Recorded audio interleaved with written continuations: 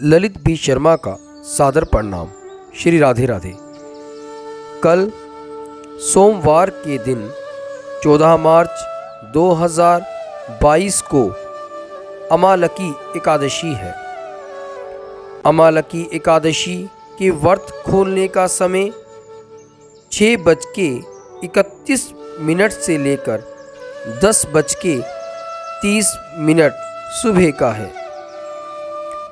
इस एकादशी के व्रत को करने से मोक्ष की प्राप्ति होती है। भगवान विष्णु के धाम का वास मिलता है।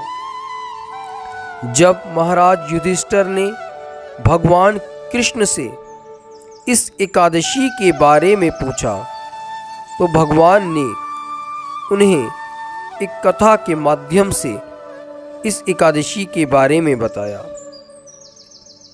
80,000 ऋषियों को संबोधित करते हुए सूत जी महाराज ने कहा, हे प्रियो, प्राचीन काल की बात है। महाराज मधाघत ने वशिष्ठ जी से पूछा, हे वशिष्ठ जी, यदि आप मुझ पर प्रसन्न हैं तो ऐसे व्रत का विधान मुझसे बताइए जिससे मेरा कल्याण हो जाए। महर्षि वशिष्ठ ने कहा, हे राजन, सब व्रतों में उत्तम और अंत में मोक्ष देने वाला एकमात्र व्रत है जिसे अमालकी एकादशी कहा जाता है। महाराज ने कहा, हे ऋषि श्रेष्ठ, इस व्रत के उत्पन्न होने का मुझे विधान बताइए। इस व्रत के करने का क्या फल मिलता है, यह मुझसे आप कहिए। हे वेदों के ज्ञाता, कृपया कर यह सब मुझसे विस्तार में बताइए। महर्षि वशिष्ठ ने कहा, हे राजन, मैं तुम्हारे समक्ष विस्तार से इस व्रत को कहता हूँ। यह व्रत फागुन मास के शुक्ल पक्ष में होता है। इस व्रत के फल से सभी पाप नष्ट हो जाते हैं। इस व्रत का पुण्य 1000 गौदान के फल के बराबर है। अमालकी का महत्व उसके गुणों के अतिरिक्त इस बात से भी है कि इसकी उत्पत्ति भगवान विष्णु के मुख से हुई है।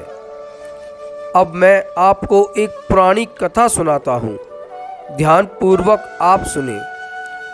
प्राचीन समय में वैदिक नाम का एक नगर था।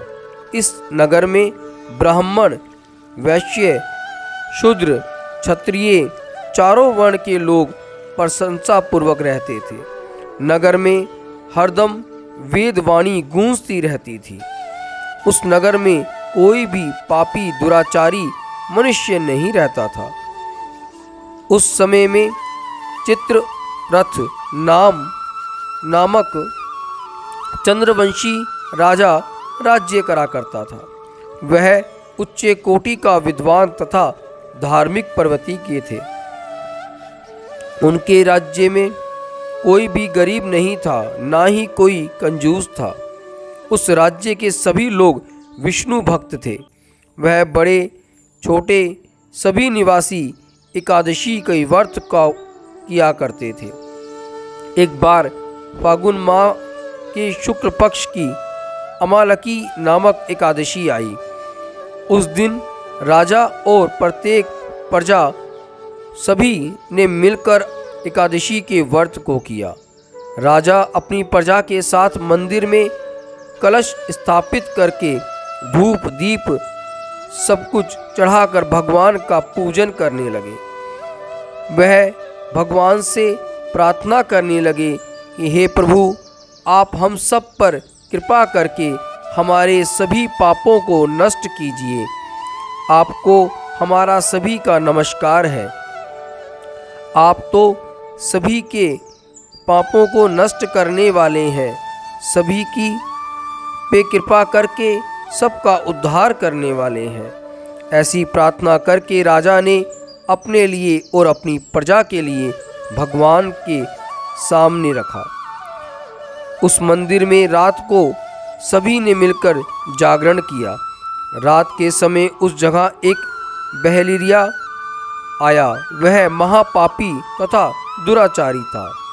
अपने कुटुंब का पालन करने के लिए वह जीव हत्या किया करता था।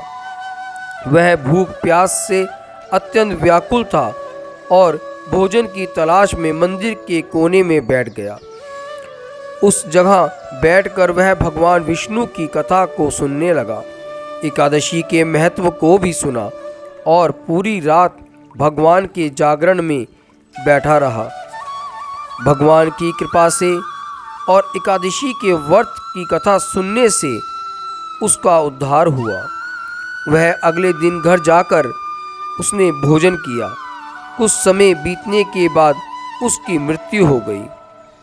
उसने जो भी जीव हत्याएं की थी उसके कारण उसको घोर नर्क का भागी बनना था। परंतु एक दिन उसने अमालकी एकादशी के व्रत को कर लिया और जागरण रात भर किया। उसके प्रभाव से उसका अगला जन्म राजा विदुरथ के यहाँ हुआ।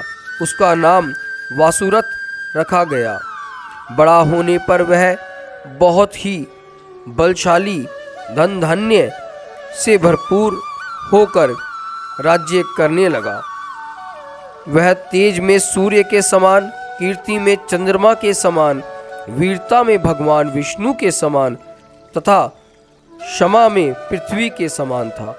वह अत्यंत धार्मिक, सत्यवादी, कर्मवीर और विष्णु भक्त था। वह प्रजा का सम्मान भाव से किया करता था। दान कर्म करना, नित्य भगवान की पूजा करना, यह उसके कर्म थे। एक बार राजा वसुरथ शिकार खेलने के लिए गए। वेद योग से वन में वह भटक गए।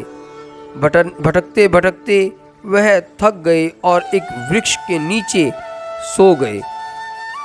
वहीं पहाड़ी डाकुओं ने जब राजा को अकेले पाया तो मारो मारो चिल्लाते हुए राजा की तरफ दौड़ पड़े और कहने लगे, इस राजा ने हमारे बहुत से साथियों को मारा है, आज बदला लेने का समय है। इतना कह के डाकू राजा को मारने लगे और उस पर अस्त्र शस्त्र का प्रहार करने लगे। उन डाकुओं के अस्त्र शस्त्र राजा के शरीर पर लगते ही नष्ट हो जाते और राजा को पुष्पों के समान प्रतीत होते। कुछ देर बाद प्रभु इच्छा से उन डाकुओं के अस्त्र शस्त्र उन्हीं पर प्रहार करने लगे, जिससे वह मूर्छित हो गए। उस राजा के शरीर से एक देवी प्रकट हुई। वह देवी अत्यंत सुंदर थी तथा सुंदर वस्त्रों और आभूषणों से अलंकृत थी। उनकी छवि देखकर सभी हैरान हो गए। उनकी आंखों से क्रोध की भीषण लपटें निकल रही थीं। उस समय वह काल के समान प्रतीत हो रही थी।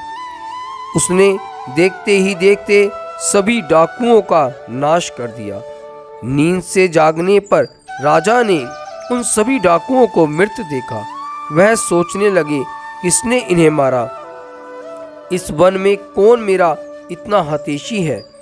राजा वसुरथ ऐसा विचार कर ही रहा था कि तभी आकाशवाणी हुई, हे राजन, इस संसार में भगवान विष्णु के अतिरिक्त तेरी रक्षा कौन कर सकता है? इस आकाशवाणी को सुनकर राजा ने भगवान विष्णु का स्मरण कर उन्हें प्रणाम किया। फिर अपने नगर को वापस आया और सुखपूर्वक राज्य करने लगा। महाराज वशिष्ठ ने कहा, हे राजन, यह सब अमालकी एकादशी के व्रत का प्रभाव था। जो मनुष्य एक भी अमालकी एकादशी का व्रत करता है वह प्रत्येक कार्य में सफलता प्राप्त करता है और अंत में वह विष्णु धाम को प्राप्त करता है। इस कथा के सार को यदि आप समझें तो भगवान श्री हरि की शक्ति हमारे सभी कष्टों को हरती है और यह मनुष्य क्या देवी देवताओं की भी रक्षा करती है। इस शक्ति के बल से भगवान विष्णु ने मधुकैटभ नाम के राक्षसों का संहार किया था। इस शक्ति से उत्पन्ना एकादशी बनकर मोर नामक असुर का वध करके देवताओं के कष्टों को हरकर उन्हें सुख प्राप्त करवाया था। मैं हर बार आप सभी से यह कहता हूँ कि हर एकादशी का व्रत अपने आप में बहुत ही श्रेष्ठ है। हमें सभी एकादशियों को करना चाहिए। एकादशी करने से हमारे सभी पाप कष्ट दूर होते हैं। हमारे ऊपर आए हुए संकटों को भगवान अपने आप खत्म कर देते हैं। हमें उस परमात्मा पे, उस गोविंद पे, भगवान विष्णु पे इतना विश्वास करना चाहिए जितना एक शिशु अपनी माता पे विश्वास करता है। यदि हम भगवान की शरणागत होकर एकादशियों के व्रत को विधि विधान पूर्वक करें तो हमें सफलताएं हरदम मिलेंगी। आप सभी से मेरी विनती है कि आप सभी भी कल एकादशी का व्रत करें और प्रभु की कृपा का आनंद लें। इन्हीं शब्दों के साथ अपनी इस वाणी को मैं विराम देता हूँ। मिलते हैं एक नई कथा के साथ। श्री राधे राधे।